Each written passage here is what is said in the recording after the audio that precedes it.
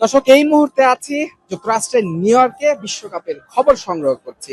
আমার পাশে দুজন আছেন প্রবাসী বাংলাদেশি। তারা কিন্তু এই বিশ্বকাপের অংশ বলা যায়। তারা volunteer.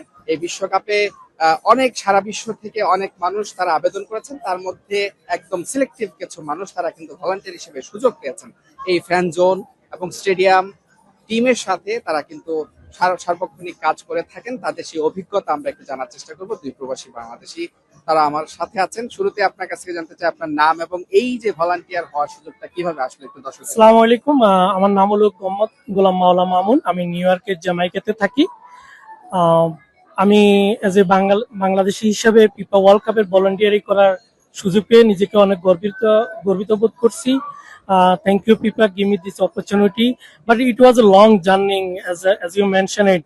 It's like last November ডিসেম্বরে ফিফা আপনার একটা লিঙ্ক দিছিল ভলান্টিয়ারের জন্য অ্যাপ্লাই করার জন্য। আমি অ্যাপ্লাই করলাম, ওখান থেকে ওরা প্রায় 100,000 অ্যাপ্লিকেশন থেকে around like 7 to 8,000 people was selected for the volunteering. So I'm one of them. I'm so lucky. I'm so proudly as a Bangladeshi, and thank you people for giving me opportunity. বিশ্বকাপের আয়োজক বাংলাদেশ এখন হতে পারেনি, কিন্তু এই grace show নাটতে একজন বাংলাদেশি হিসেবে কোনোভাবে অংশ নেওয়া, কোনো একটা প্রসেসে যুক্ত হওয়া নিঃসন্দেহে সেটা গর্বের। আমার পাশে আরো একজন প্রবাসী বাংলাদেশি দেখছি। আপনার নামটা একটু বলেন, আপনি এই সুযোগটা কিভাবে পেলেন? ধন্যবাদ যমুনা টেলিভিশনকে। আমার নাম মাহফুজুর রহমান। ভাই অলরেডি বলছেন যে এটা লং প্রসেস। সো আমিও নিউ ইয়র্কে একজন। সো নিউ ইয়র্কে অলমোস্ট 9-10,000 পিপল তারা নিচে, এখানে 100,000 of people applying here in whole World Cup. 1 million people applied. They're taking like 64,000 people. So obviously এটা গর্বের জিনিস। এবং এই যে বাংলাদেশি আমরা বিশ্বকাপ খেলতে পারি না, কিন্তু কোনো একটা পার্ট হইতে পারি, অবশ্যই এটা গর্বের। তো লং প্রসেসের মাধ্যমে, অনেক জার্নির মাধ্যমে আমরা এখানে আসছি, অবভিয়াসলি এটা গর্ব বিষয়। এখন পর্যন্ত আপনি এই যে ভলান্টিয়ার হিসেবে ফিফার আপনার অভিজ্ঞতাটা কেমন?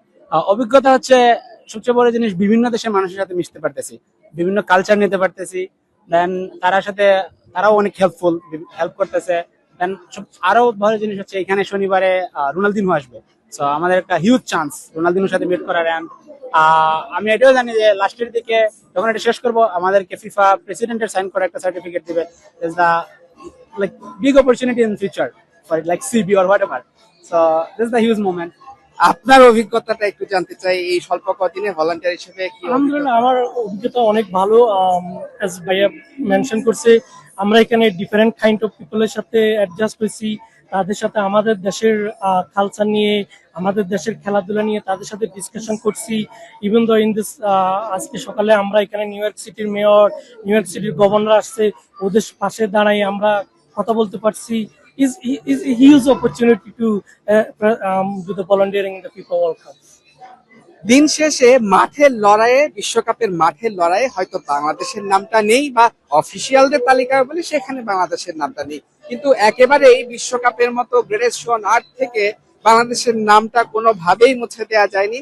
এই যে আমার প্রবাসী বাংলাদেশি যারা আছেন, তারা কিন্তু ভলান্টিয়ার হিসেবে বিশ্বকাপে বাংলাদেশের নামটাকে ঠিকই তারা রেখেছেন, এবং তারা কিন্তু এখান থেকে দারুণ একটা অভিজ্ঞতা অর্জনের মাধ্যমে ভবিষ্যতে এটা ফুটবলে তারা সেটাকে নিবেদন করবেন, এবং এই অভিজ্ঞতা নিশ্চয়ই তাদেরকে অনেক বেশি এগিয়ে দেবে। এবং কোনো বাংলাদেশি মানুষ ফিফার সাথে যুক্ত আছেন, সেই খবরটা নিঃসন্দেহে যারা বাংলাদেশি আছেন তাদের জন্য একটা আনন্দের বিষয়। আমরা তেমনই দুজন ভলান্টিয়ার যারা এই ফিফা ওয়ার্ল্ড কাপে, 26 বিশ্বকাপে, আমেরিকা বিশ্বকাপে, কানাডা বিশ্বকাপে যারা কাজ করছেন ভলান্টিয়ার হিসেবে, তাদের গল্পটা আপনাদের সামনে তুলে ধরার চেষ্টা করলাম। Mujibur Rahman Tarek, Jamuna sports, New York, যুক্তরাষ্ট্র।